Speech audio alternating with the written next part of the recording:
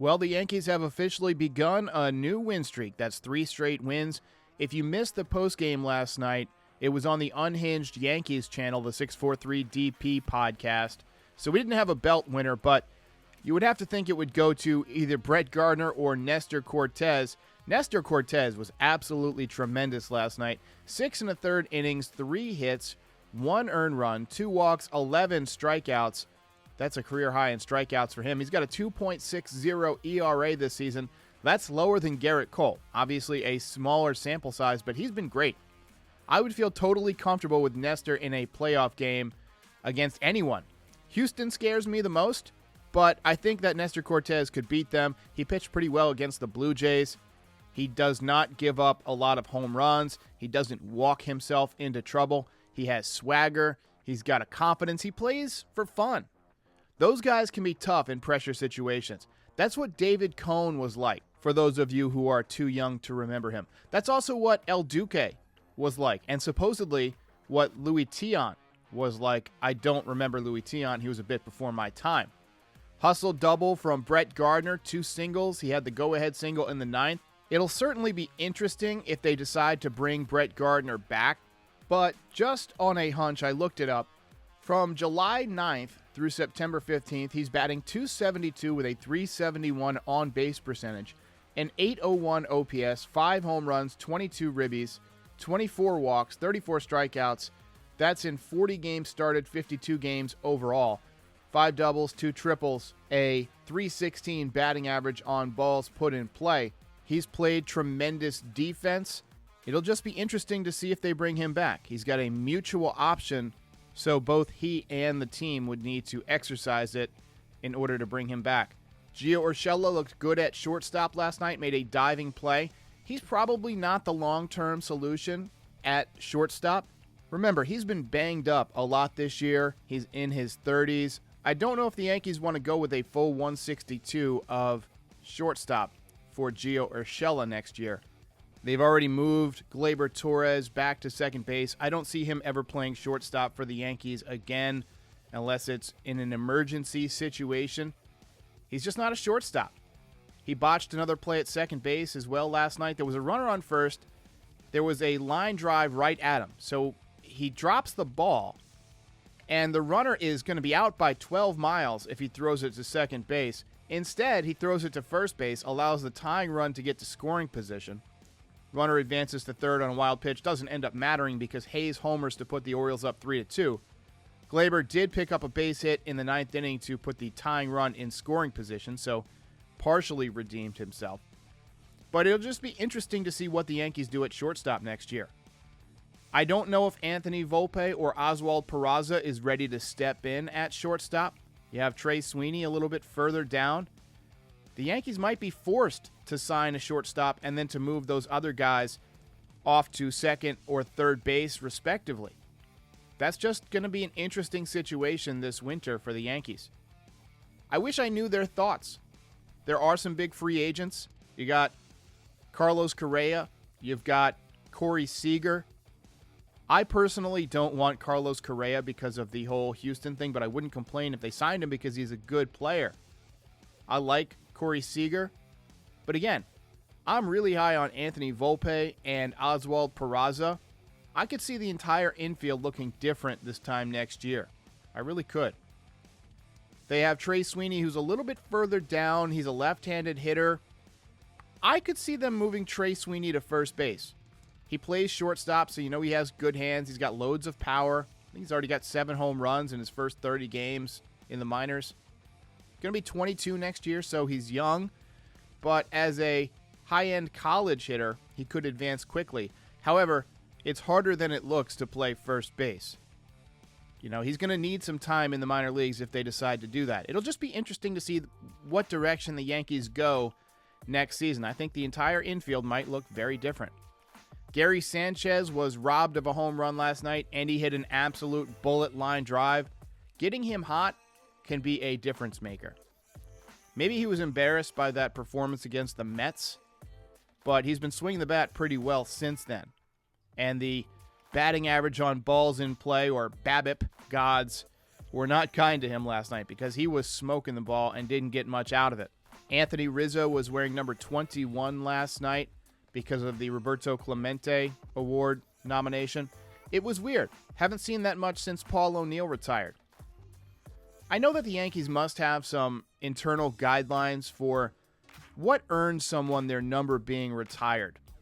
But it's odd that for basically 20 years, only a couple of guys have worn number 21, and only for brief periods. LaTroy Hawkins comes to mind, and even when he put it on, the fans were chanting, Paul O'Neill, and that was, 6 or 7 years after he retired. I think you should give it to a prospect that comes up with number 90-something and then ends up being a stud. Imagine, and I'm just going to use Estevan Florial as an example because I think he wears number 92. Imagine Estevan Florial had a rookie season like Aaron Judge had. Judge decided to keep number 99 because he's massive, it fits him, he feels like a maxed out video game character, but, not everybody loves having a really high number. So let's say that somebody like Estevan Florial, or let's say Anthony Volpe or Oswald Peraza comes up and just dominates in their first season the way that Judge did, and they want to switch to a number that's a bit lower. I could see them going with number 21. It's hard to boo a young player because of the number that they're wearing if they're an exciting young player. I mean, nobody would have booed Aaron Judge if he wore number 21. Chad Green served up another home run last night. He's just tired. He just looks tired to me. The fastball doesn't have that same late zip that it had last season and even earlier this season. He's trying to come up in the zone with it, and it just doesn't have that late, I want to say life or rise. It's not really rise, but it just kind of stays up. And he's getting hit. And I think he needs some time off. I wouldn't go to him in a crucial situation at this point. I think you got to give him a few days off. That's why it's so crucial to get Domingo Germán and Luis Severino back. And both of those guys are throwing. Germán, it sounds like, could be back next week. I could see them using Germán for 2-inning stints. Michael King has been really good out of the bullpen. You could use him for 2 or 3 inning stints. You've got to take some pressure off of this bullpen before you get to a wild card game. You cannot have the bullpen blow your wild card game. And then you've got the division series. If you win that wild card game, you're going to need to go toe-to-toe with the Rays. And that's not going to be easy with a worn-out bullpen. You're going to need good starting pitching. As I mentioned, Nestor Cortez will likely get a start. He could step up for the Yankees. Also, Tyler Wade had a huge steal of third with 1 out in the 9th. It was a double steal that took away the double play, allowed the winning run to score on the bloop single by Brett Gardner. So overall, it was a fun night to be a Yankees fan. The Orioles are a team that you have to beat. And when the Yankees blew that lead, I was thinking, brother, here we go. Here we go. Another loss to the Orioles. But they were able to reach down and find some life. And they rally in the 9th inning to win in the rain. It was an interesting situation. The umpire threw the entire grounds crew off the field. I don't know why. They were sitting there behind the tarp, and he just basically threw them all out and made them go back to their clubhouse or whatever. And then a second later, it starts pouring.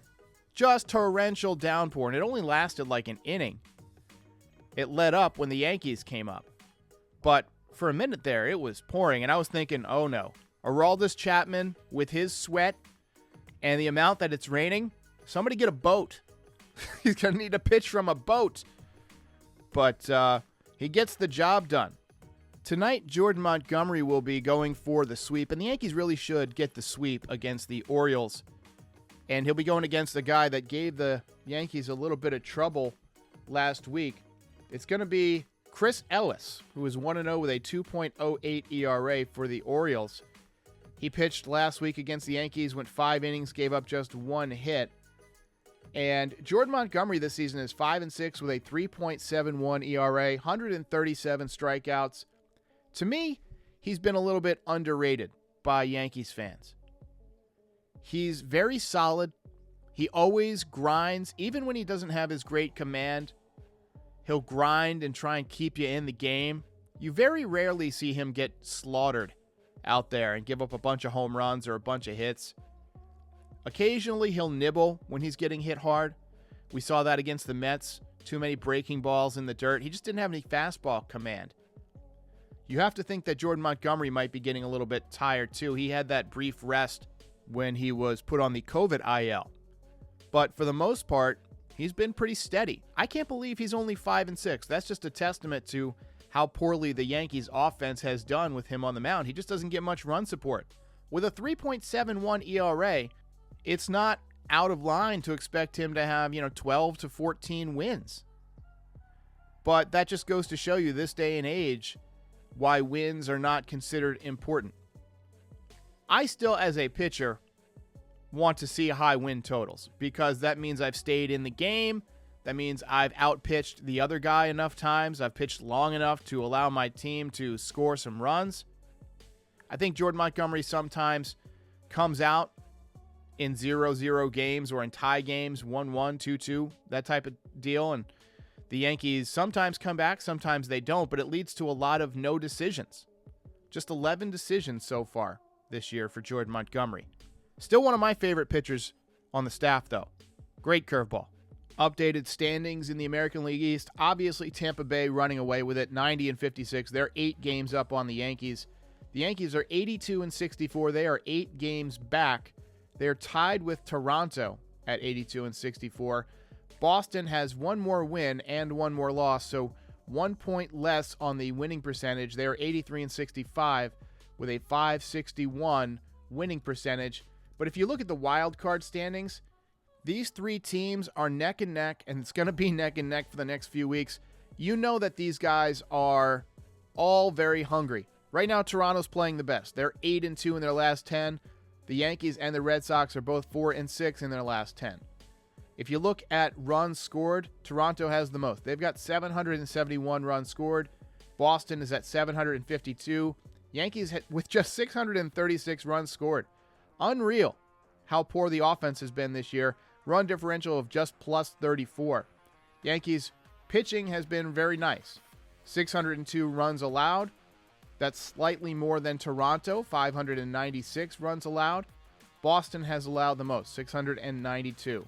Yankees play both of these teams coming up over the next couple of weeks. This is going to be some must-see baseball, folks. And it's a chance for a team that plays well to develop some momentum going into the playoffs. The momentum at the end of the season doesn't always carry into the playoffs, but we've seen it happen before. The Colorado Rockies in 2007 went, I think, 21-1. They end up getting into the playoffs. They sweep the first 2 rounds, and then they get swept in the World Series. There was a kind of a delay, but being hot as a team is a real thing. Some people don't believe in hot for players or cold. They think that, hitters just hit what they hit, pitchers pitch how they pitch, and that everything else is statistical noise. But teams really can get momentum. We've seen the Yankees be red hot this summer, and we've seen them be ice cold. I think the best hope for the Yankees is to get red hot again. Get red hot. Stay red hot for a month. Have one of those streaks. If you get hot right now, you got a 3-game win streak. Let's say you have one of those 25-10 stretches.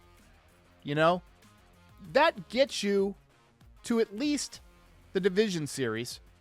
Might get you into the ALCS.